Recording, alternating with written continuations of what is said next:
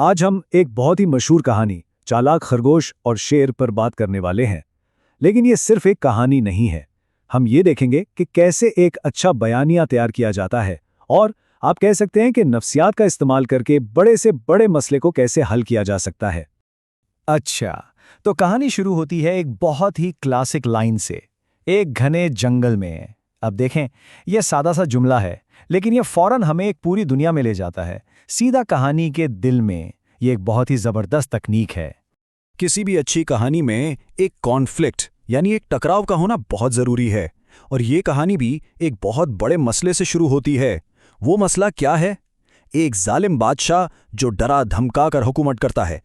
اور یہ رہا کہانی کا ولن، ایک بہت ہی طاقتور شیر۔ صرف چند الفاظ میں ہی ہمیں یہ بتا دیا گیا ہے کہ اس کا کتنا دبدبا ہے، اس کی کتنی طاقت ہے، اور اسی سے باقی جانوروں کے لیے خطرے کی سنگینی کا اندازہ ہو جاتا ہے۔ یہاں بات اور بھی واضح ہو جاتی ہے۔ دیکھیں، یہ کوئی ایک دن کا خطرہ نہیں ہے کہ آج آیا اور کل ختم ہو گیا۔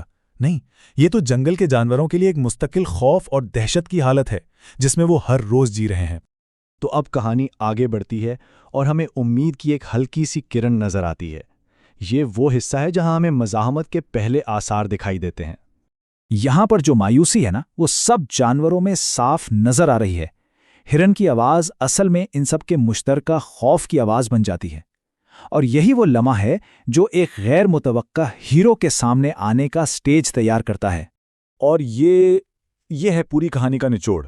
ایک طرف ہے بندر کا شک جو سمجھتا ہے کہ طاقت ہی سب کچھ ہے، اور دوسری طرف ہے خرگوش کا اعتماد جس کا سارا بھروسہ عقل پر ہے۔ تو یہ صرف ایک ڈائلاگ نہیں ہے، بلکہ یہ طاقت اور ذہانت کی پوری جنگ کا خلاصہ ہے۔ اور اب ہم پہنچتے ہیں کہانی کے کلائمیکس پر، یعنی عروج پر۔ منصوبہ شروع ہو چکا ہے، ٹینشن بڑھ رہی ہے، اور ہمارا چھوٹا سا ہیرو اس طاقتور ولن کا سامنا کرنے جا رہا ہے۔ تو یہاں یہ سمجھنا بہت ضروری ہے کہ خرگوش کا منصوبہ صرف کوئی چال نہیں تھی، بلکہ یہ ایک مکمل سائیکولوجیکل اسٹریٹجی تھی۔ ہر ایک قدم شیر کے غرور اور تکبر کو نشانہ بنانے کے لیے ڈیزائن کیا گیا تھا۔ مقصد یہ تھا کہ شیر کی اپنی طاقت ہی اس کی سب سے بڑی کمزوری بن جائے۔